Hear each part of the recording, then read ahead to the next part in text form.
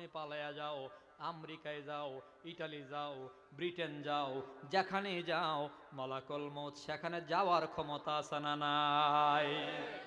জাপানের দিকে বিমান। আর আমি খুব চিল্লাইয়া ফাল্লাইয়া বয়ান করি না, তো এত আওয়াজের দরকার নাই আমার, আমি আস্তে আস্তে কথা কই, এটাই আওয়াজ আলহামদুলিল্লাহ ভালো, কম থাকলে ভালো। দুনিয়াতে মানুষ দুই ভাগে বিভক্ত। একদল মানুষ আল্লাহর পক্ষে, আর একদল মানুষ শয়তানের পক্ষে। একদল ঈমানের পক্ষে, আর একদল কুফুরের পক্ষে। ঈমান এবং কুফুর দুইটাই দল, আলাদা কোনো দল নাই। হয় আপনি মুমিন হবেন, না হয় মুশরিক মুনাফিক হবেন। আপনাকে অবশ্যই তৌহিদি জনতার পক্ষে থাকতে হবে, আর না হয় বেঈমান নাফরমানদের পক্ষে থাকতে হবে। মাঝখানে কোনো জায়গা নাই।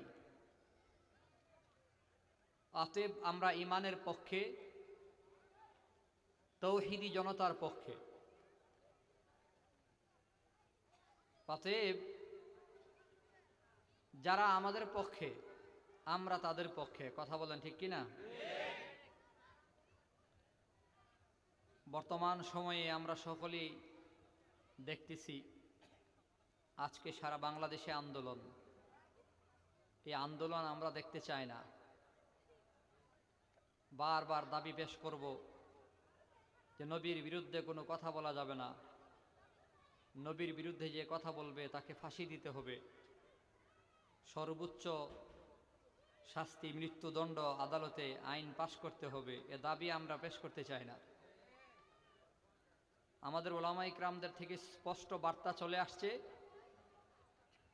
আমাদের কলিজার টুকরা রসুলকে গালি দেওয়া যদি তাদের বাক স্বাধীনতা হয়, তো আমরা তাদের কল্লা কেটে ফেলবো, এটা আমাদের হাতের স্বাধীনতা।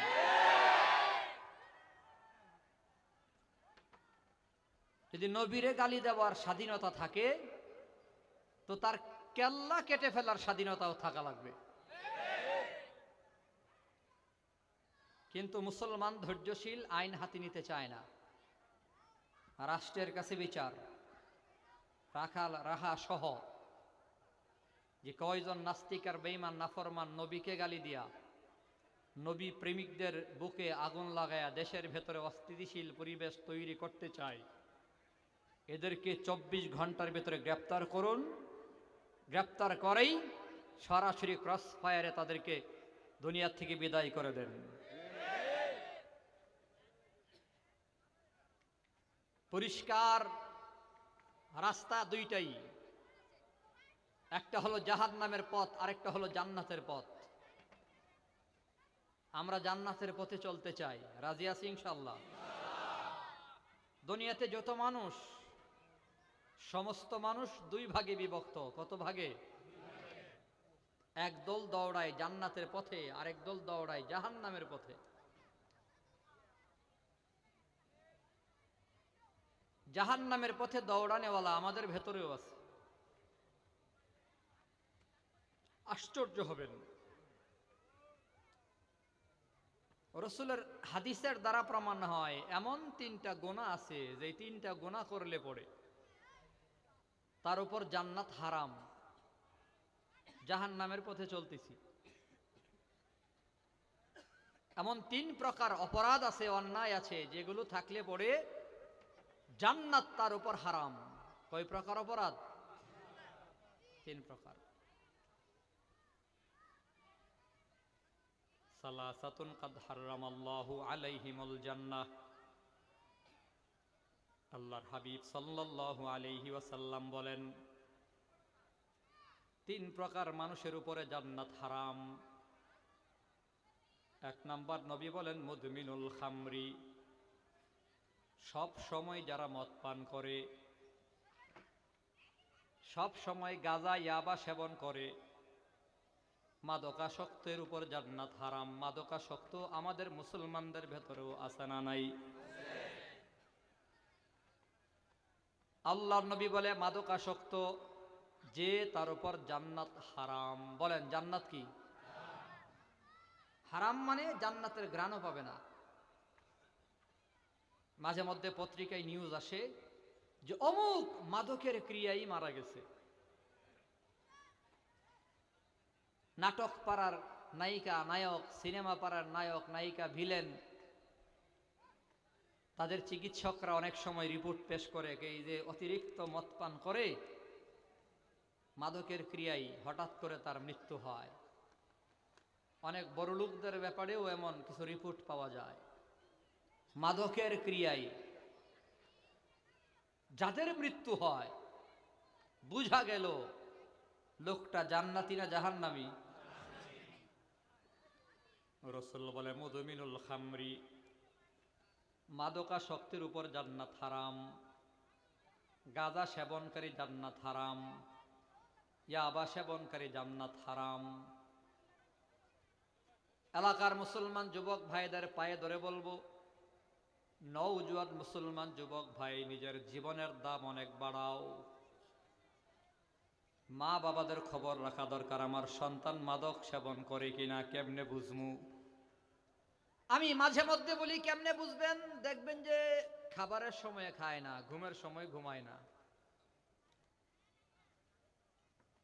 ঘরের ভেতরে এত সুন্দর তরি তরকারি পাকানো খায় না, রুচি নাই, রাত ৩টা বাজে ঘুমায় না,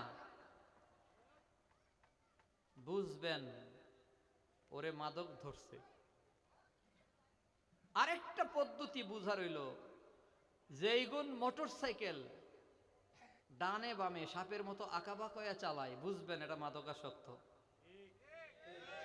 নিশ্চয় ইয়াবা ট্যাবলেট খেয়েছে।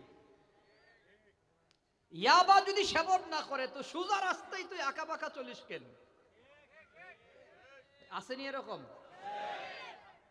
গাঁজাখুর, মোটরসাইকেল একবার ডানে একবার বামে। আমি মাঝে মধ্যে যখন গাড়ির সামনে দেখি তখন ইস্তেগফার পড়তে থাকি, আস্তাগফিরুল্লাহ, আল্লাহ এই জালেম থেকে আমারে বাঁচাও। কারণ বলা যায় না কখন সে ঈশা দৌড় মাইরা গাড়ির নিচে ঢুইকা যায় অথবা সামনের ট্রাকের নিচে ঢুইকা যায়। এই আঁকা বাঁকা মোটর সাইকেল চালায়, আসেনি এরকম? একটাও সুস্থ না। খবর নিয়ে দেখেন মাদকের সাথে তার ক্লোজ সম্পর্ক আছে। সুস্থ ঠান্ডা মস্তিষ্কের মানুষ মোটর সাইকেল 2 চাকার একটা গাড়িকে এভাবে আঁকা বাঁকা চালাইতে পারে না, কোনোভাবেই সম্ভব না। সোজা চালাইতে তো ভয় লাগে, আবার ডানে আর বামে। আফসোস, আমার একটা অবজারভেশন হলো, বাংলাদেশে যত বাইক অ্যাক্সিডেন্টে নওজোয়ান যুবক মারা গেছে, শতকরা 99.99% দোষ হলো বাইকওয়ালার নিজের। ট্রাকের ড্রাইভারের দোষ নাই, বাসের ড্রাইভারের কোনো দোষ নাই। যতটা অ্যাক্সিডেন্ট ভিডিও হয়েছে দেখবেন, দোষ বাসের না, ট্রাকের না, দোষ হইল বাইকওয়ালার নিজের। কথা কোন ঠিক কিনা? কি একটা ভাব যে আইছে, কি আজীব ব্যাপার। জীবনের কোনো দাম নাই। নওজোয়ান যুবক ভাইদের পায়ে ধরে বলবো, জীবনকে মূল্যায়ন করতে শিখো। তোমার কাছে তোমার জীবনের মূল্য না থাকলেও তোমার মা বাবার কাছে তোমার জীবনের মূল্য অনেক বেশি। তুমি হয়তো মারা গেছো শেষ, কিন্তু এই ব্যথা, এই দুঃখ যন্ত্রণা বয়ে বেড়াবে আজীবন তোমার মা এবং বাপ, তোমার পরিবারের সদস্যরা সারা জীবন ভর কান্না করবে। সাবধান। জোয়ানকাল জোয়ানি আছে, এটারে হেলাই হেলাই কাটাইয়া দিও না। পায়ে ধরে বলি, বাইক লাভারদের বলবো, বাইক চালান, অসুবিধা নাই, ঠান্ডা মাথায় চালান। দুনিয়াতে কয়েকদিন ভালোভাবে বেঁচে যান। একদিন আপনার বাইক থাকবে, হয়তো আপনিও থাকবেন, কিন্তু আপনার পা 2টা থাকবে না। তখন আফসোস করবেন, হাই আমার 2টা পা চলে গেল। আল্লাহ, প্রত্যেক দিন এমন ঘটনা। গত পরশুদিন হবিগঞ্জের ঘটনা সকলের সামনে। বিয়ে করবে ছেলে, বিয়ের আগের দিন বিয়ের বাজার সদাই করে মোটরসাইকেল নিয়ে আসার পথে রাস্তায় অ্যাক্সিডেন্টে মারা গেল। পরের দিন যেই গেইটের নিচ দিয়া বরযাত্রী বের হওয়ার কথা, ওই গেট ঠিক আছে, এরপরে সুন্দর বাতি কারুকার্য করা সব ঠিক, কিন্তু জামাই আর বরযাত্রী নিয়ে বের হতে পারে নাই, বরং সবাই জামাইয়ের লাশ নিয়ে কাঁধে বহন করে কবরস্থানের দিকে গেইটের নিচ দিয়ে বের হয়েছে। এই হলো দুনিয়ার এই জীবন। অতএব যারা মোটরসাইকেল চালাবো সাবধানে চালাবো তো ইনশাল্লাহ। এলাকায় দুর্গ করে তুলেন যুব সমাজ মিলে, যে যেটাই আঁকা বাঁকা চালাবে ট্রাফিক ধরার আগে আমরা ধরবো, ট্রাফিক ধরবে পরে আমরা ধরবো আগে। প্রথম একটু গুন্ডামি করবার চাইবে, এলাকার আশপাশ সমর্থন দিবেন। কিসের গুন্ডামি? তুই মোটরসাইকেল চালাবি, ভদ্রভাবে চালাবি। অতিরিক্ত আওয়াজ, কি একটা হরন যে লাগায়, না হরন না, ওই যে চ্যালেঞ্জার পাইবে আলাদা একটা কি যেন লাগায়, হ্যাঁ এটা খুলে ফেলে বা আরো কিছু লাগানোর সিস্টেম আছে। হলার হলার গাড়ি চালাই গাজীপুর, আওয়াজ হয় ধানমন্ডি। কি আজীব ব্যাপার, বুঝবেন। এই জাতীয় এই কিসিমের পোলাপাইন গাজাই আসক্ত, না হয় ইয়াবাই আসক্ত। কথা কন ঠিক কিনা? দেখলেই বুঝবেন ইয়াবাখুর। এত আঁকা বাঁকা সুস্থ মানুষ চালাতে পারে না। আমি তো চালাই মোটরসাইকেল, কিন্তু আমার পক্ষে এটা সম্ভব না। ডানে একবার বামে একবার, কি আজীব ব্যাপার। আল্লাহ আমাদের যুব সমাজকে নিজের জীবনকে বুঝার তৌফিক দেন, সবাই বলি আমিন। জওয়ানি তো একটা নিয়ামত, মিয়া নিয়ামত। ইগতানিম খামসান কাবলা খামস। আল্লাহর হাবিব সাল্লাল্লাহু আলাইহি ওয়াসাল্লাম বলেন, তোমার জীবনে 5টা সময় আসার আগে আগে যে সময় 5টা আছে, ওই 5টা সময়কে তুমি গনিমত মনে করো। মুসলমান দুনিয়াওয়ালারা, আল্লাহর নবী বলে তোমার মধ্যে 5টা সময় আছে, এ দামি সময়গুলোকে গনিমত মনে করো আরো 5টা সময় আসার আগে আগে। 1 নাম্বার নবী বলে শাবাবাকা কাবলা হারামিক, বুড়াকাল আসার আগে আগে জওয়ানিকে গনিমত মনে করো। শাবাবাকা কাবলা হারামিক, আল্লাহর নবী বলে বুড়া হওয়ার আগে তুমি তোমার জওয়ানিকে গনিমত মনে করো। একদিন তুমি মনে না চাইলেও বুড়া হয়ে যাবা, এমন বুড়া হয়ে যাবা বিছানায় পড়ে থাকবা, দাদার দিকে দেখো নানার দিকে দেখো। আমি আল্লাহ তোমার সুন্দর করে সবল করে বানাইছি, তবে বুড়া বানাইয়া দেমু, দুর্বল বানাইয়া দেমু। আল্লাহ তাআলা বলে ওয়াত্তিন ওয়াজ্জাইতুন ওয়া তুরি সিনিন ওয়া হাযাল বালাদিল আমিন।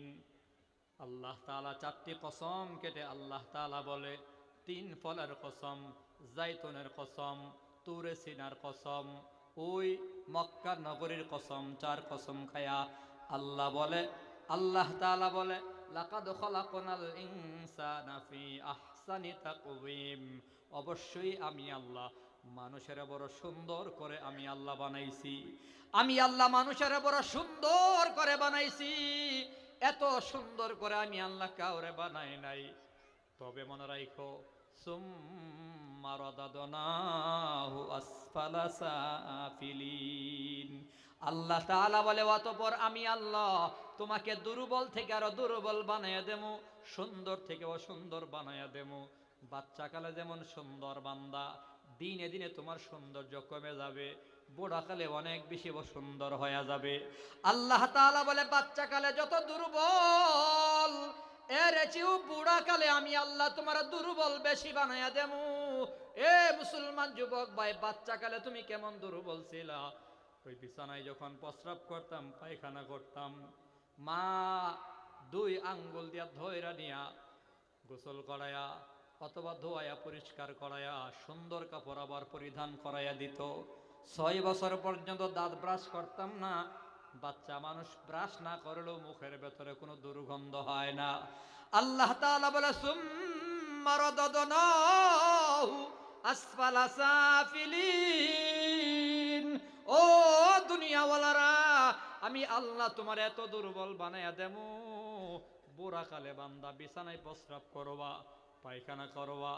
দাদারে দেখো না, দিনের পর দিন প্রস্রাব পায়খানায় পড়ে থাকে, পরিষ্কার করবার মতো লোক খুঁজা পাওয়া যায় না, গোসল করানোর মতো কেউ নাই। ও মুসলমান, দুর্বল এত হয়ে গেছে, একদিন দুই দিন ব্রাশ করতে পারে নাই, মুখের ভেতরে দুর্গন্ধ। কেমন দুর্গন্ধ! ওই আপন মেয়ে আপন ছেলেরা পর্যন্ত নাক ঢাইকা কাছে যাওয়া লাগে। আল্লাহ বলে আমি এ দুর্বল তোমারা বানাইয়া দেবো। নবী বলে ওই দুর্বলতা আসার আগে আগে সবল যে ছিলা, জুয়ান কালটাকে গনিমত মনে করো। এরা জুয়ান যৌবন কাল কত বড় গনিমত জানো? আল্লাহ নবী কয়, জুয়ান কালে কেউ যদি আল্লাহরে একবার ডাক দেয়, আমার আল্লাহ অন্তত কমপক্ষে 70 বার জবাব দেয়। যারা কোন সুবহানাল্লাহ! জুয়ান কালের এত দাম, در جوانی توبہ کردن شیوه پیغمبری وقت پیری گرگ ظالم می شود پرهیزگاری। জোয়ান কালে ইবাদত করা নবীওয়ালাদের স্বভাব। সব নবীরা জোয়ান কালে ইবাদত বন্দেগি করেছে, জোয়ানি কালে তো আল্লাহর ওলিরা ইবাদত বন্দেগি করেছে।